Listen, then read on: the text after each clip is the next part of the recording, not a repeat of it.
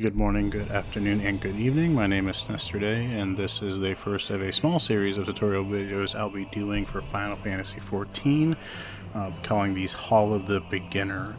I'll be focusing on some tips and tricks for starting the game, as well as covering various adjustments you can make to the game to make it more enjoyable and accessible. In some cases, these topics may already be covered through the active help provided in-game, but many folks learn much better through visual and audio cues than just reading some text and some images on a screen. In this video, we will compare the free trial of the game to the purchase versions of the game. I'll make a recommendation that you purchase the game from Square Enix Direct instead of Steam, and I'll go into the details of why. We'll also be looking at data centers versus worlds, what that means, what world travel entails, or world visit I should say, a brief explanation of what data center visit looks like it's going to be with Endwalker. I'll briefly explain what reasons you may find to join one world over another, including playing with friends or joining their free company, and make some special notes on the content that you can do even though you're not in the same world as your friends, what is available to you, as long as you are on the same data center for now, and in the future potentially in the same regional data center, depending on how data center travel works in Endwalker. First, I'm going to talk about the Final Fantasy XIV free trial that you have probably heard tons about all over the internet, on Twitter, YouTube, TikTok, wherever else you honestly cannot escape it. Most importantly, yes, the free trial is unlimited. You do get access to all the content up through the Heavensward expansion.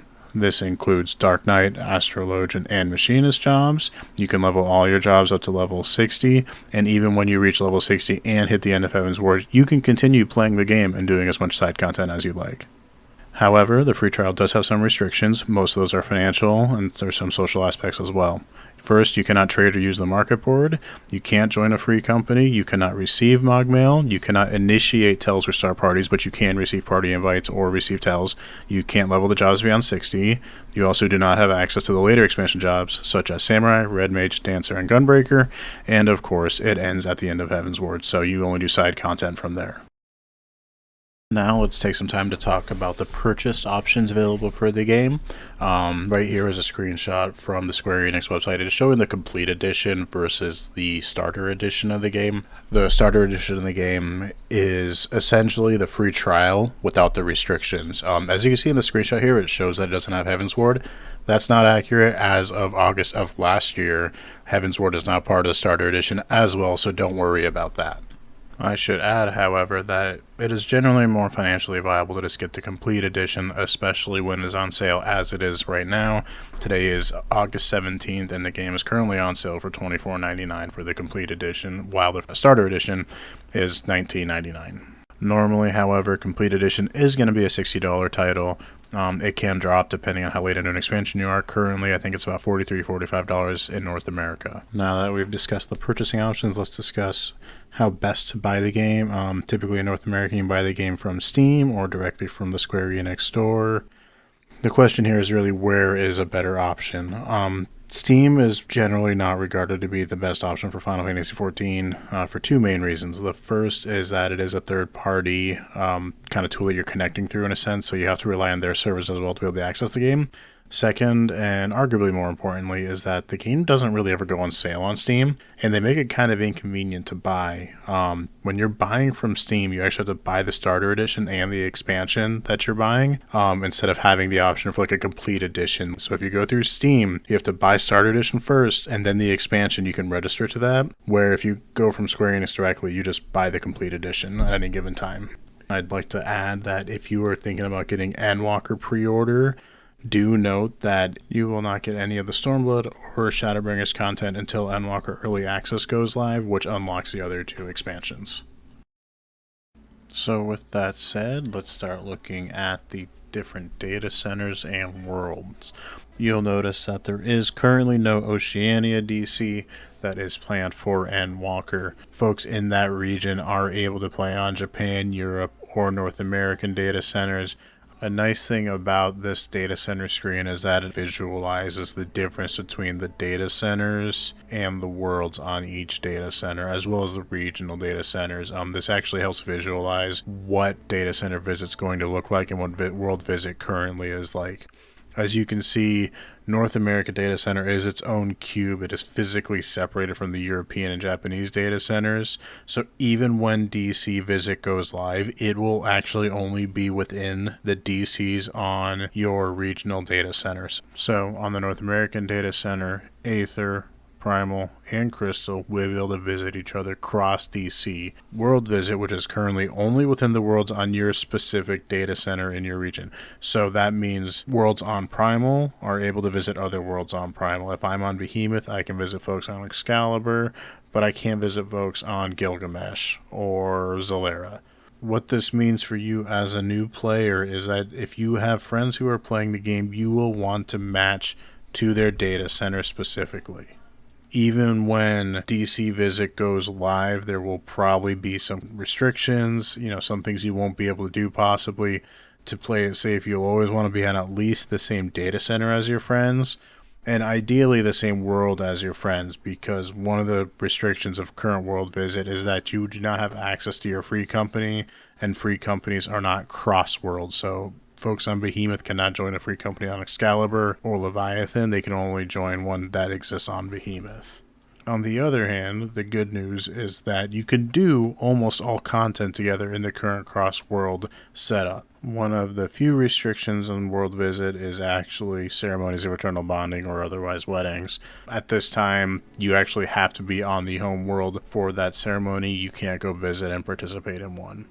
On the other hand, you can, join raids, you can do cross-world parties, you can do maps together, you can do role-play events together, you can visit someone's house and another world, as long as it's on the same data center, and there really aren't that many restrictions, although sometimes the service does go down, so whenever you log off, it is highly recommended you go back to your home world. Okay. We will take a brief foray into the character creator just to kind of review the various races and the options for viewing your character while you are creating them. It's not the most detailed character creator out there, but it does do a pretty good job, and you'll probably be able to create a character you really like. Okay, so real quickly, we're going to look at the character creator. You'll see here there are multiple races to choose from. Most of them you can choose male or female. However, Viera currently are gender locked, as are the Hrothgar. At the start of Endwalker, they will be releasing male Viera, and Yoshi P did state that female Hrothgar are pending, so they should be here sometime in Endwalker. Each race also has a sub-race. These tend to have different physical features. Some are just, facial or skin tone, while others, there's actually a fairly large size difference as well. You can see this with the Hure. The Midlanders are quite a bit smaller than the Highlanders on average.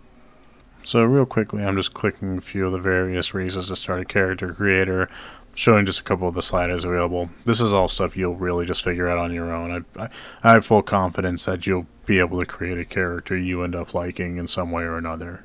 What I'm going to do next is actually transition to a character I created for this tutorial to display the various classes and starting cities in the game.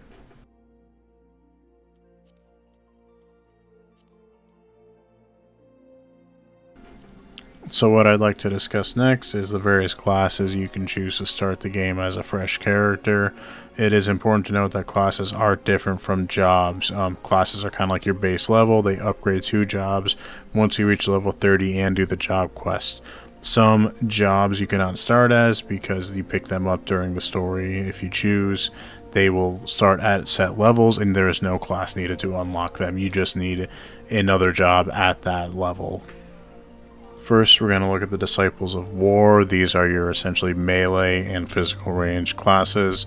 You have two starting melee DPS classes. They are Pugilist and Lancer. There are also two starting tank classes, which are Marauder and Gladiator. And there is one physical DPS class, which is Archer. As you can see, each of these has a different starting city. There is Gridania, Ulda, Limsa Laminsa. Each of them has their kind of pros and cons. You will discover these as you go through the game, and the reality is you'll end up settling in whatever city you find most comfortable, that you like the most.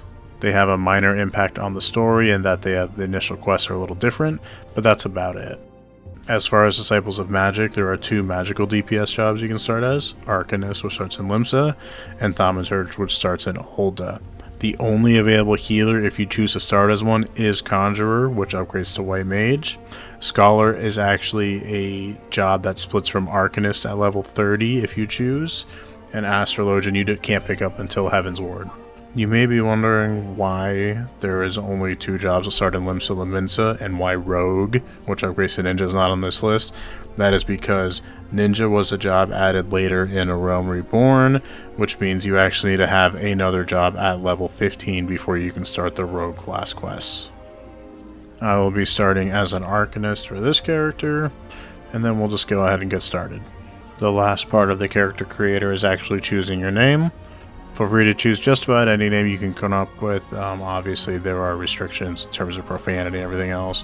They also do restrict a lot of Final Fantasy character names, so you can't copy them verbatim. You'll have to use, creative spelling or punctuation to get around that. If you'd like to come up with a lore accurate name for your character but can't think of anything, feel free to hit the randomizer button. It will shoot out randomized lore accurate names for your character's race and subrace.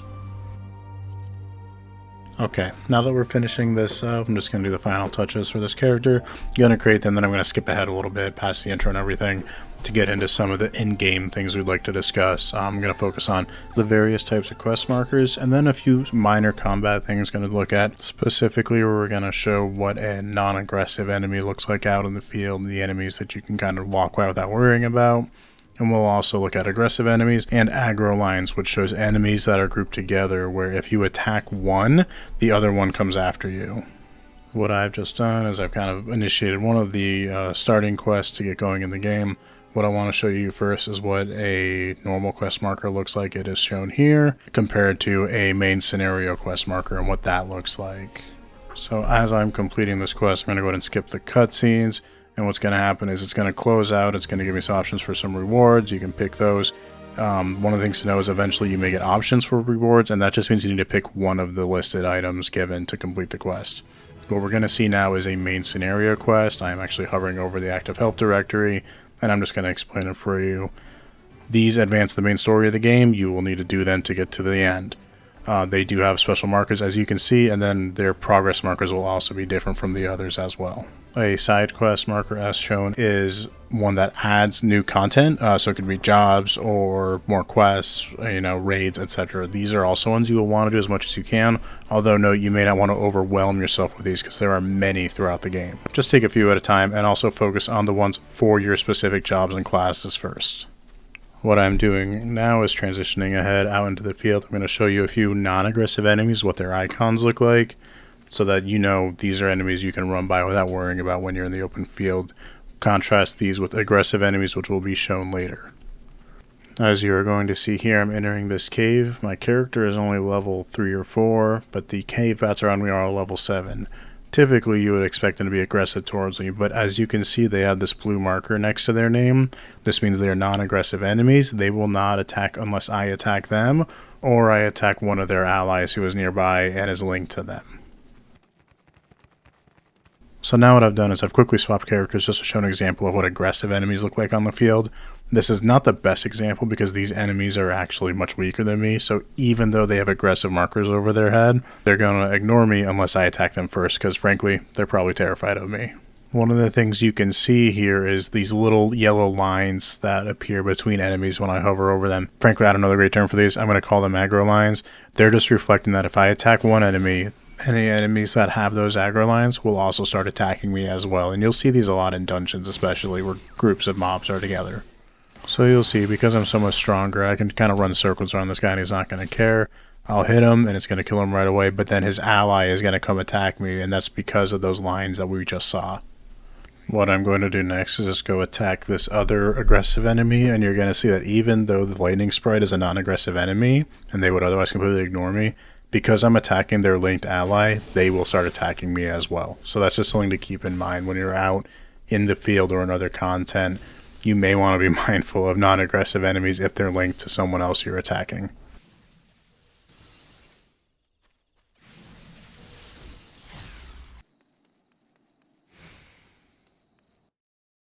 So lastly, what I'd like to do is just discuss a few final points for this initial video. The first is I'd like to talk about mini aetherytes that you find in all the main hubs. you do want to tune to all of these, even if it's not a location you're going to go to frequently. They unlock extra exits from your main city, and they just help you get around a lot easier, especially in some locations when you're new. It can be very confusing, and it's a lot easier to just teleport to the Arcanist Guild than it is to try to walk there on your own.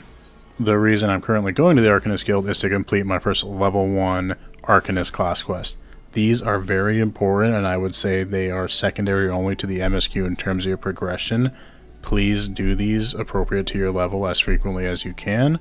Doing your class quest will unlock your job quests, and frankly, more importantly, doing these gives you a lot of valuable skills that you very well may need to do later content. Upon completing this level 1 quest, I'm given access to the hunting log. I do recommend utilizing this to gain experience early on in the game, especially if you don't have a buff for joining a preferred world. I'll just run through the log real quickly. It goes in gaps of 10 levels, 10, 20, 30, 40, all the way up to level 50. There is no hunting log beyond level 50, but at that point the experience isn't really worthwhile. Most of your value is in getting from 1 to 30. Next, I want to discuss role actions. So with each class and job, you have your appropriate class and job actions. In addition, you have role actions. These are really important, and they're really useful too as you level. The nice thing about role actions is that they are based on your specific role rather than your job. So if I have a gladiator and I unlock the role actions through my leveling, those are always available even if I do sync content at a lower level, and they're also available if I switch to Marauder. For caster classes, specifically Arcanist here, and then if you're a Conjurer as well, you're going to want to use Lucid Dreaming once you get it available. It will help your mana economy because early on in the game, that's a nightmare.